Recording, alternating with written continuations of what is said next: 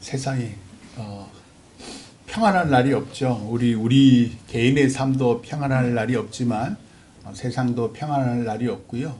늘 우리가 이 육신을 가지고 살아가는 내내 평안은 없고요. 하나님 안에서 평안이 있어요. 참 이게 아까 주가 항상 내 마음에 계신다고 말씀하시잖아요. 늘 그래서 우리가 평안을 바라볼 때는 세상의 평안, 내 육신의 평안이 아니라 하나님 바라보세요. 그러면 그게 어느 순간 모든 시끄럽고 내 몸이 아파도 평안이 이렇게 찾아옵니다. 오늘 말씀은 지난 목요일날 읽은 말씀인데요. 산상수훈, 그러니까 갈릴리의 한 산에서 예수님께서 많은 가르침을 무리와 제자들에게 주신 후에 이제 산에서 내려오시자마자 벌어진 일이 이제 오늘 말씀인데요. 수많은 무리가 이제 예수님을 따르잖아요. 근데 한 나병 환자가 예수님께 나와 절하면서 이렇게 말해요. 주여 원하시면 저를 깨끗게 하실 수 있나이다. 나병은 오늘날에야 이제 다 치유가 됐지만 당시 나병은 전염병이었고 심지어 하나님의 심판으로 간주가 된 질병이에요. 레위기 13장 45절에는 이렇게 기록이 되어 있어요. 그러니까 모세가 하나님께 받은 아주 오래전에 이미 나병에 대해서 하나님께서 이렇게 말씀하셨어요. 나병 환자는 옷을 찢고 머리를 풀며 윗입술을 가리고 외치기를 부정하다 부정하다 할 것이요 병 있는 날 동안은 늘 부정할 것이라. 그가 부정한즉 혼자 살되 진영 밖에서 살지니라. 그러니까 종교적으로 부정한 사람, 불결한 사람으로 치부가 되었을 뿐만 아니라 의학적으로도 전염병이잖아요. 감염이 되는 거예요. 그래서 따로 격리된 곳에서 혼자 살라고 탁 율법적으로 못을 딱 박아놓은 거예요. 그런데 어떻게 예수님께 나올 수 있었을까? 몰래 나온 거죠. 그러니까 옷을 이렇게 덮어 썼다든지, 그러니까 눈만 이렇게 보이게 했다든지, 나병 환자가 밖으로 나오면은 사람들에게 돌로 쳐서 죽을 수도 있었어요. 왜냐하면은 다 가까이 하길 꺼리고 부정한 사람이니까 돌로 쳐서 죽을 수도 있었지만 왜 그 12년 동안 혈루증을 앓던 여인 기억나시잖아요. 그 여인이 수많은 남정네들 틈을 뚫고 들어가서 예수님의 겉옷자락을 잡는 그 심정으로 죽음을 각오하고 이 예수님 앞에 나와서 절하며 이렇게 얘기해요. 주여 원하시면 저를 깨끗하게 하실 수 있나이다. 그러니까 나병 환자는 예수님을 향한 확고한 믿음을 가지고 있었다라는 걸 알 수 있어요. 그분이 나를 깨끗게 하실 능력이 있는데 문제는 그분이 원하시느냐 원치 않으시냐. 그러니까 모든 주권은 예수님께 있다는 것을 이 나병 환자가 고백을 하죠. 그래서 자신이 할 수 있는 최선을 다해서 어쩌면 생명을 걸고 그래서 예수님께 나온 거예요. 나의 최선의 열심을 다 주님 앞에 보인 거예요. 그러면 예수님이 말씀으로 내가 원하노니 깨끗함을 받아라 라고 말씀하시면 돼요. 그런데 예수님은 어떻게 해요? 손을 내미셔서 그의 그 나병이 든 그 몸에 자신의 손을 갖다가 대셔요. 그러면서 내가 원하노니 깨끗함을 받으라라고 말씀을 하시거든요. 왜 그러셨을까? 굳이 말씀을 하시면 나을 텐데 왜 굳이 율법에서 그만? 율법은 절대로 나병 환자를 접촉하지 말라 그랬거든요. 근데 율법에서도 그만 나병 환자의 그 더러운 몸, 부정한 몸을 왜 굳이 만지셨을까? 왜냐하면 그에게 필요한 것은 육체적인 치유뿐만 아니라 사람으로 받은 상처, 마음의 상처도 켜켜이 쌓여 있는 거예요. 어디 나가 좀 먹을 걸 구하려고 그러면 돌을 던지고 부정하다 부정하다 막 윗입술을 가리면서 나병 환자가 해야 되는데 주변 사람들이 막 하면서 놀려대는 거예요. 그 마음에 켜켜이 쌓여 있는 그 상처를 치유하시려고 그의 그 몸에다가 손을 댑니다. 즉 예수님께서 육체의 질병뿐만 아니라 마음의 상처를 치유해 주시려는 거죠. 지난번 우리가 코로나 사태 생생하게 기억하시잖아요. 우리는 뭘 두려워해요? 전염병 두려워합니다. 요번에 무슨 또 바이러스가 또 인도 거기서 났다고 좀 난리예요. 우리는 전통도 두려워하고요. 관습도 두려워하고요. 율법도 제일 두려워하는 게 뭔지 아세요? 사람의 시선을 두려워합니다. 사람들이 나를 어떻게 바라볼까를 참 두려워해요. 우리는 뭘 좋아해요? 사람에게 인정받는 건 좋아해요. 근데 사람으로부터 눈총 받는 거 이런 거 아주 싫어합니다. 그런데 사랑은 그 모든 두려움을 초월해요. 그래서 예수님께서 이 나병 환자의 몸에 손을 대신 거예요. 알다시피 여러분들은 중매 결혼하셨습니까? 연애 결혼하셨습니까? 중매 결혼하는 분들은 대충 이렇게 조건이 비슷비슷한 사람들 이렇게 만나잖아요. 근데 연애 결혼을 하면은 그 조건이 안 보여요. 연애 결혼 해보신 분, 연애하다가 애 깨지고 중매 결혼해서 할 말이 없는데, 그 왜 저 예전에도 말씀드렸지만 장애인 박위, 술 먹고 똑 떨어져서 전신마비에 다행히도 이제 하반신마비로 했는데, 걸그룹의 송지은이라는 자매랑 결혼한 그 장애인 박위 두 사람의 결혼 스타일 이렇게 들어보면요, 사랑하면 그 장애가 예뻐 보여요. 참 신기하죠. 사랑하면요, 상대방의 그 가난이 참 사랑스럽고 내가 어떻게 이제 그 가난을 껴안아주고 싶고, 사랑하면요, 그 사람의 그 모난 성격이 매력적으로 보여요. 그 참 신기하죠. 사랑은요, 그 모든 세상에서는 야 이런 사람이랑 너 왜 결혼했어라고 손가락질하는 그것이 예뻐 보이고 사랑스러워 보이더라. 왜? 사랑은 그 모든 것을 뛰어넘어요. 그 모든 것을 이겨내요. 예수님께서 이 나병 환자를 지극히 사랑하셨기 때문에 율법을 뛰어넘어서 그 사람의 몸에 손을 대시고는 내가 원하노니 깨끗함을 받아라 라고 말씀하셨고, 그 즉시 나병이 깨끗해져요. 그리고 하시는 말씀이 삼가 아무에게도 네가 치유받은 걸 얘기하지 말고 다만 가서 제사장에게 네 몸을 보이고 모세가 명한 예물을 드려 그들에게 입증하라 라고 말씀하세요. 입증하라. 여기 이제 방점이 딱 찍혔어요. 왜냐하면 말씀드린 대로 나병은 사람들에게 무서운 전염병이고, 그래서 사람들이 나병 환자를 차별하잖아요. 그 차별에서 벗어나기 위한 절차가 모세의 율법에 있는 거예요. 그래서 제사장으로부터 증명을 받아요. 오늘날로 치면 공증서를 받아와야 되는 거예요. 레위기 14장 1절에서 57절까지, 레위기 14장 전체 1절부터 57절까지가 그 나병에 대한 정결 예식이 쫙 써 있어요. 그 정도로 나병이 무서운 질병이었고 나병에서 벗어났다라는 입증이 무척 중요했구나라는 것을 알 수 있었어요. 그런데 왜 아무에게도 치유받은 걸 얘기하지 말라고 말씀하셨을까? 그리고 보니 오늘 말씀 너무 짧잖아요. 주변에 많은 사람들이, 제자들이 와 예수님의 그 놀라운 기적을 보고 하나님을 찬양하더라는 말이 없어요. 대부분은 그런 말들이 있잖아요. 그런 말이 아무것도 없어요. 그 실제로 이 사건, 이 나병 환자의 몸에 예수님이 손을 대고 나병 환자가 치유받은 이 사건을 아는 사람은 거의 없었을 것으로 추정이 돼요. 왜 이 일을 비밀에 붙이라고 예수님이 말씀하셨을까? 지금도 산상수훈부터 지금 내려오실 때까지 수많은 사람들이, 수많은 무리가 따르는데 하나님의 심판으로 간주되던 이 나병마저도 예수님께서 치유하시더라. 그럼 더욱더 많은 사람들이 쫓아오겠죠. 야, 저 양반은 하나님의 심판마저도 다 당신의 말씀으로 끝장내시더라.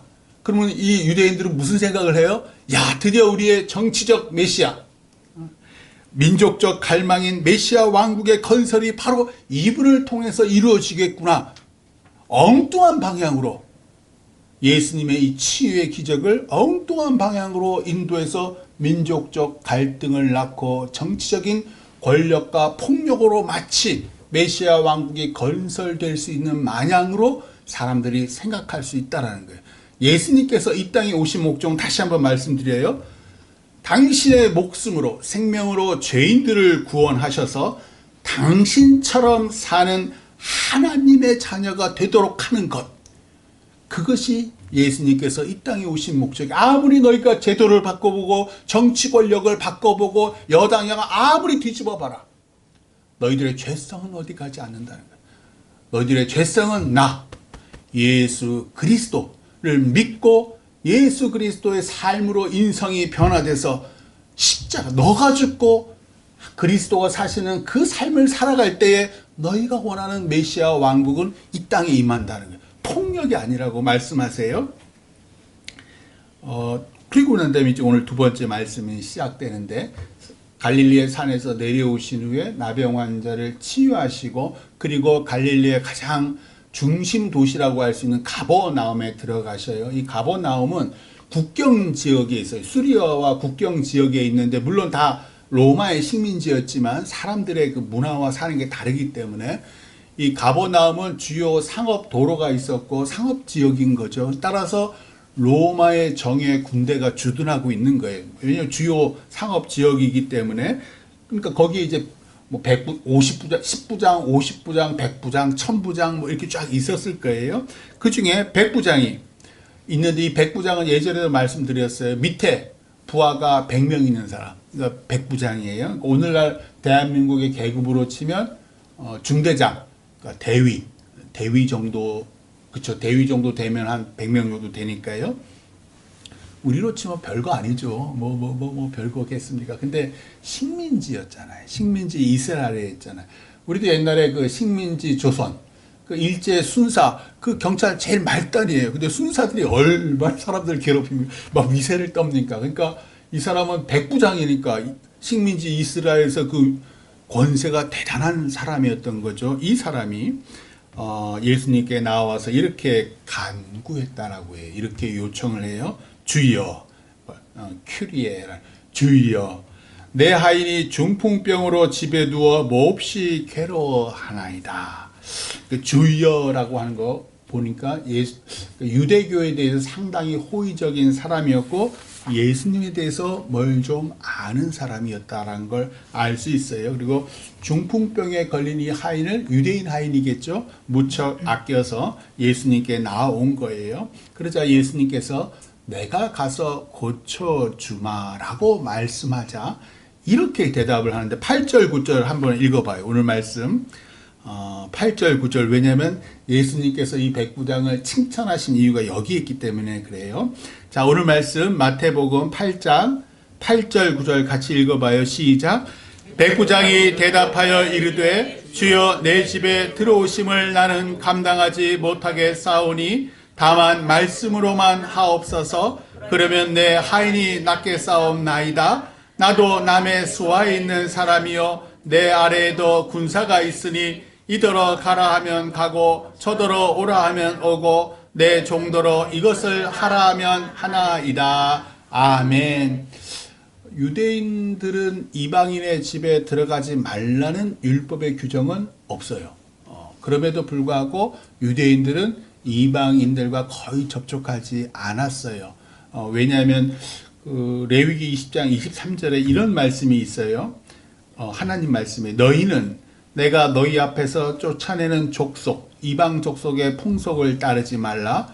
그들이 이 모든 일, 그 앞에 보면 뭐 음란하고 근신상간하는 그런 것들이 있어요. 이 모든 일을 행함으로 내가 그들을 가증히 여기노라 라고 말씀을 하셨어요. 뿐만 아니라 우리가 구약을 우리 쭉 배우고 있지만 이스라엘 역사는 끊임없는 주변 이방 족속과의 전쟁의 역사였을 뿐만 아니라 문화적 전쟁도 뭐 이방 우상을 섬기기도 하고 막 하나님이 꾸중하시고, 또 예수님 시대에도 그 사도행 예수님 그 승천하시고 난 다음에 사도행전 10장에 왜 베드로가 요바에서 왜 정오쯤에 환상을 보는데 하늘에서 왜 큰 보자기가 내려오는데 율법에서 그만 음식들이 막 있잖아요. 그러면서 목소리가 있어서 하나님의 목소리죠. 잡아 먹으라 그랬어요. 잡아 먹으라. 그런데도 그럴 수 없나이다. 그 3번이나 또 보여주고 잡아 먹으라. 그럴 수 없나이다. 3번을 하고 난 다음에 곧이어 그 로마의 백부장 고넬료가 보낸 사람 둘이 오잖아요. 그러면서 우리 주인이 당신을 초청합니다. 그러면서 아하. 고넬료 집에 들어가면서 뭐라고 그 베드로가 말하냐면 유대인으로서 이방인과 교제하며 가까이 하는 것이 위법인 줄은 너희도 알거니와 하나님께서 내게 지시하사 아무도 속되다 하거나 깨끗하지 않다 하지 말라 하시기로. 그러니까 베드로가 예루살렘 교회 수장으로 있을 때도 여전히 이방인들과 만나고 교제하는 것은 위법이다라고 관습적으로 전통적으로 이 유대 사회에 있었다는 거예요. 그러니까 예수님 시대에는 당연히 유대인이 이방인과 교제하고 이방인의 집에 가는 걸 거였지요. 그런데도 오늘 말씀에서 예수님이 뭐라 그래요? 중풍병에 걸린 하인이 그 로마 백부장의 집에 누워 몹시 괴로워한다는 말을 듣고 대뜸 내가 가서 고쳐주리라. 참 우리 예수님, 참 예수님은 두려움이 없습니다. 율법이든 관습이든 사람들의 시선이든 칼과 창을 든 권력이든 심지어 죽음 앞에서도 예수님은 두려움이 없습니다. 왜냐하면 사랑은 그 모든 걸 이기기 때문이에요. 그러자 백부장은 유대인이신 예수님을 배려해서 다만 말씀으로 하셔도 내 하인이 낫겠나이다. 예수님을 배려한 거예요. 왜? 주변에 유대인들이 가득하니까. 예수님은 말씀으로도 병 고칠 능력이 있음을 믿은 거지요. 왜냐하면 군대에서 자기도 부하에게 말만 해도 그들이 다 들으니까 예수님께서 말씀만 하시면 내 집에 있는 내 한이 듣겠다, 치유되리라 라고 믿기 때문이에요. 그러자 예수님께서 무리에게 이렇게 말씀하시는데 10절에서 12절 같이 한번 읽어봐요. 오늘 말씀 마태복음 8장 10절로 12절 같이 읽겠습니다. 시작. 예수께서 들으시고 놀랍게 여겨 따르는 자들에게 이르시되 내가 진실로 너희에게 이르노니 이스라엘 중 아무에게서도 이만한 믿음을 보지 못하였노라. 또 너희에게 이르노니 동서로부터 많은 사람이 이르러 아브라함과 이삭과 야곱과 함께 천국에 앉으려니와 그 나라에 본 자손들은 바깥 어두운 데 쫓겨나 거기서 울며 이를 갈게 되리라. 아멘. 그러니까 이때까지만 해도 유대인들은 자신만 천국에 간다 라고 믿었던 거예요. 우리가 그저께 말고 한 2주 전, 그러니까 지지난 금요일 날 새벽에 이사야 56장을 읽었거든요. 거기 이사야 56장 6절 7절 한번 보셔요. 페이지 수는요, 이사야 56장 구약성경 1037쪽에 있습니다. 구약성경 1037쪽 이사야 56장 6절 7절이에요. 금요일날 읽었던 말씀 이사야 56장 6절 7절. 그러니까 이사야 시대에 이미 하나님께서는 이렇게 말씀하셨어요. 같이 이사야 56장 6절 7절 읽겠습니다. 시작.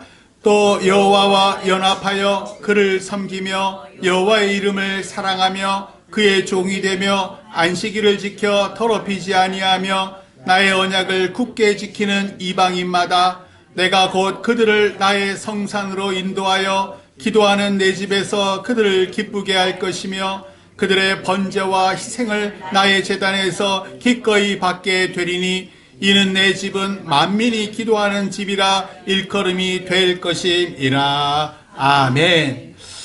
내 집은 너희만 기도하는 집이 아니야. 만민이 기도하는 집이야. 하나님과 연합하여 하나님 섬기며 하나님을 사랑하며 그분의 종이 되며 안식일을 거룩히 지키는 이방인마다 하나님의 성산으로 인도하여 하나님의 집, 교회일 수도 있고요, 천국일 수도 있고요, 그들을 기쁘게 할 것이며 그들의 헌금과 헌신을 내가 기꺼이 받겠다. 더러운 돈이 아니다. 그들의 믿음의 헌신이다. 영광이죠. 우리 대한민국의 이 백성들, 특히 기독교인들의 큰 영광입니다. 우리는 오랫동안 조상신을 섬기던 사람, 지금도 부처 믿는 사람도 많고요, 푸닥거리 하는 사람도 많고요. 우리들이 이랬던 한국인들이 돌이켜서 하나님을 믿고 우리가 드린 헌금과 헌신을 거룩하신 하나님께서 받아주시는 건 우리에게 큰 영광이요 지극히 큰 상급이에요. 명심하세요. 헌금은 하나님께서 받아주시는 거예요. 우리는 모든 걸 하나님께 다 받았는데 그 중에 구별해서 하나님 저희의 정성입니다. 저희의 믿음 하나님께서 받아주시는 거예요. 하나님께서는 이사야 시대에 이미 당신의 집은 만민이 기도하는 집이다 라고 선포하셨어요. 그런데 유대인들이 눈과 귀를 닫은 거예요. 예수님 시대도 눈과 귀를 닫았던 거예요. 하나님이신 예수님이 오늘 말씀에서 선포해요. 이스라엘 중에 아무에게서도 이만한 믿음을 보지 못하였노라. 동서로부터 동양과 서양으로부터 많은 사람이 이르러 아브라함과 이삭과 야곱과 함께 천국에 앉으려니와 그 나라의 본자손들 이스라엘 백성들 유대인들은 바깥 어두운 데 쫓겨나 거기서 울며 이를 갈게 되리라. 지금 그러고 있죠. 자, 마지막 13절 같이 읽어봐요. 시작. 예수께서 백부장에게 이르시되 가라 내 믿은 대로 될지어다 하시니 그 즉시 하인이 나으니라. 아멘. 참 놀라운 일이잖아요. 요즘에 이제 의료도 원격 의료 코로나 때 막 있었지만 이 중풍병에 걸려서 누워있는 하인은 아무것도 한 게 없습니다. 그를 아끼고 사랑한 주인 로마 백부장의 믿음으로 치유돼요. 제가 한 32년 전 어느 날 갑자기 당시 사귀던 여자친구의 손에 이끌려서 연희동에 있는 감리교회에 처음으로 갔어요.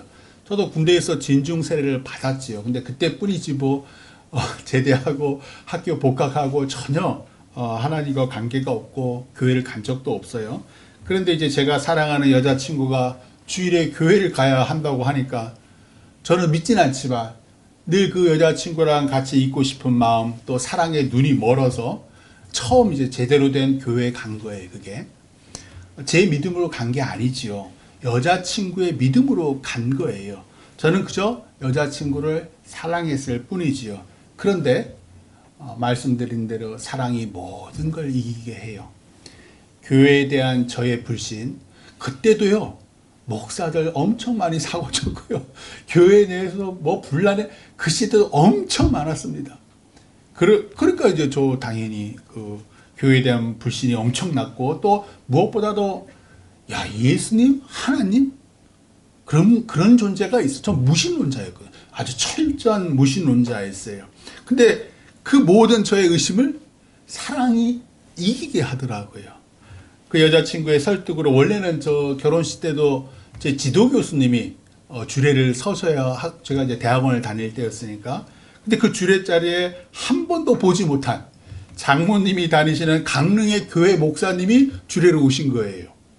그리고 같이 부부가 돼서 이제 미국으로 유학을 가고 거기 이제 한인 교회에서 제가 말씀드렸던 대로 살아계신 하나님 우리 주 예수 그리스도님을 인격적으로 만나게 되고 이렇게 확 인생이 이렇게 되어버렸습니다.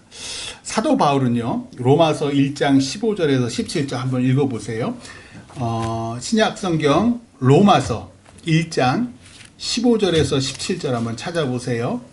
240쪽에 있네요. 240쪽 또는 239쪽 신약성경 239쪽 또는 240쪽에 있어요. 로마서 1장 15절로 17절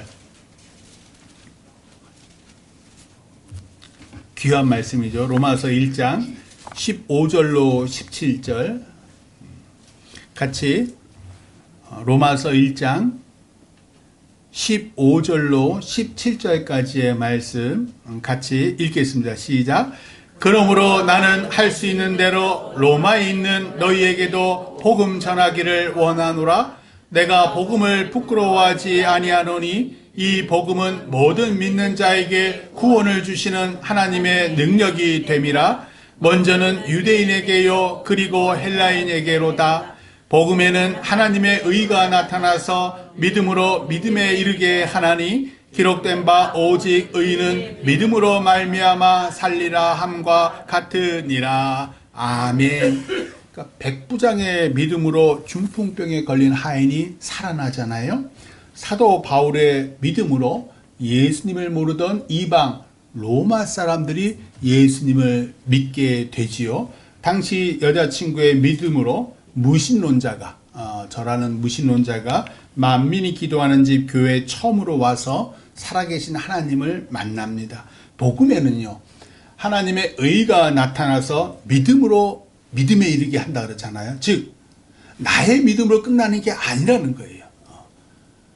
복음은 하나님의 의, 하나님의 권능이 살아계셔서 나의 믿음이 누군가를 믿게끔 하는 데까지 이르게 하신다는 거예요. 예수님을 믿어야지 중풍병자가 치유되고, 예수님을 믿어야지 사람들에게 차별받던 나병 환자의 육신과 마음의 상처가 치유된다 라고 분명히 오늘 말씀에서 하나님께서 얘기하셔요. 지금도 복음을 몰라서, 예수님이 누구신지 몰라서 하나님의 나라, 용서와 사랑이 넘치며 기쁨과 평안이 넘치는 그곳에 들어갈 수 없는 사람들이 부지기수로 많습니다.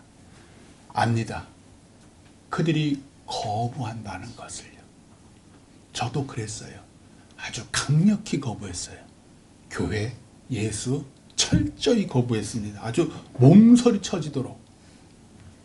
예수님이 십자가에 못 박히실 때 다른 제자들은 모두 도망해서 멀리서 지켜보지만 세베대의 아들 요한, 사도 요한, 제자 요한은 십자가 및 예수님을 따르던 여인들과 함께 있습니다. 요한이 자신을 뭐라고 표현을 하냐면요, 그가 사랑하시는 자. 요한복음에서 그가, 예수님이 사랑하시는 자. 보시면 성찬시에, 예수님의 마지막 성찬시에 보시면 예수님 그 무릎 위에 이렇게 고개를 이렇게, 그 사람이 요한이에요. 그 사람이 세베대의 아들, 둘째 아들이죠. 요한이에요. 그가 예수님을 따르던 여인들과 함께 십자가 밑에 있어요. 예수님은 왜 그랬을까? 예수님의 사랑을 그 누구보다 많이 받았어요. 그러니까 그 예수님의 사랑을 많이 받은 자로서 그 십자가 죽음의 두려움을 뛰어넘을 수 있었던 거예요. 다른 제자들은 다 도망가요. 근데 예수님의 사랑을 가장 많이 받았던 사람은 예수님의 어머니 마리아와 함께 그 십자가 밑에 있더라는 거예요. 사랑은 죽음의 두려움마저도 이기게 하더라. 그가 요한일서 4장 16절로 21절, 대단한 말, 다 아시는 거예요. 뒤에 신약성경 뒤에 한번 보세요. 요한일서 4장 16절로 21절, 여러분들 잘 아시는 말씀, 아주 복된 말씀, 신약성경 392쪽에 있어요. 신약성경 392쪽 요한일서 4장 16절로 21절까지의 말씀 같이 천천히 읽어봐요. 시작. 하나님이 우리를 사랑하시는 사랑을 우리가 알고 믿었노니 하나님은 사랑이시라. 사랑 안에 거하는 자는 하나님 안에 거하고 하나님도 그의 안에 거하시느니라. 이로써 사랑이 우리에게 온전히 이루어진 것은 우리로 심판날에 담대함을 가지게 하려 함이니 주께서 그러하심과 같이 우리도 이 세상에서 그러하니라. 사랑 안에 두려움이 없고 온전한 사랑이 두려움을 내쫓나니 두려움에는 형벌이 있음이라. 두려워하는 자는 사랑 안에서 온전히 이루지 못하였느니라. 우리가 사랑함은 그가 먼저 우리를 사랑하셨음이라. 누구든지 하나님을 사랑하노라 하고 그 형제를 미워하면 이는 거짓말하는 자니 보는 바 그 형제를 사랑하지 아니하는 자는 보지 못하는 바 하나님을 사랑할 수 없느니라. 우리가 이 계명을 주께 받았나니 하나님을 사랑하는 자는 또한 그 형제를 사랑할지니라. 아멘. 요즘에 이런 말이 유행하더라고요. 아무것도 하지 않으면 아무 일도 일어나지 않는다. 아무것도 하지 않으면 아무 일도 일어나지 않는다. 아무것도 하지 않는 것은 사랑하지 않기 때문이지요. 우리는 오늘도 길거리에 등산하러 가시는 분들이 있긴 있었지만 그분들이 슬퍼하든 기뻐하든 아무 관심이 없습니다. 길거리에서 만난 휙휙 우리 아는 사람 말고 그냥 휙휙 지나가는 그 사람들을 우리는 전혀 그 사람을 사랑하지도 그 사람에게 눈물을 흘려주지도 않습니다.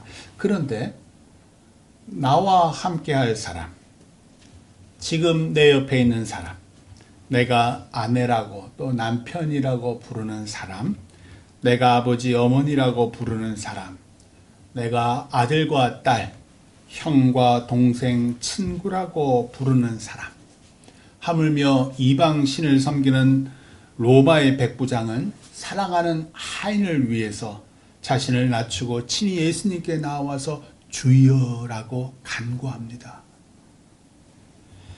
내 옆에 있는 사랑하는 사람들, 눈에 늘 보이는 그 사람 사랑하세요. 그 사람은 예수님 믿는 걸 두려워합니다. 잘 보세요. 그 사람은 교회 오는 걸 두려워합니다. 우리는 그 사람의 거절을 두려워하죠. 우리도 두려워합니다. 그러나 온전한 사랑이 두려움을 이깁니다. 겟세마네 동산에서 예수님이 우리 죄인을 사랑하사 아버지 하나님의 뜻 십자가 두려움을 이기셨습니다. 피눈물 흘리시면서 두려워하셨어요. 그런데 우리 죄인을 사랑하시는 거예요. 그래서 십자가 죽음을 이겨내셔요. 예수님의 사랑을 받은 제자 요한이 죽음의 공포를 이기고 십자가 밑에 나아갔습니다. 나병 환자가 격리된 곳에 있어야 한다는 율법의 두려움을 이기고 예수님 앞에 나아갔습니다.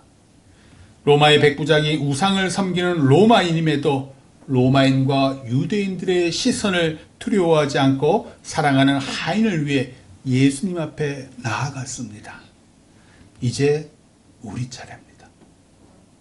사랑하는 상대방의 거절을 두려워하지 마시고 그에게 예수님의 사랑을 전하세요. 온전한 사랑이 두려움을 이깁니다. 보는 바 그 형제를 사랑하지 않는 자는 보지 못하는 바 하나님을 사랑할 수 없답니다. 내가 사랑하는 그분에게, 내가 사랑하는 그에게, 내가 가장 사랑하는 예수 그리스도 전하시기를 주님의 이름으로 축원합니다. 기도하겠습니다.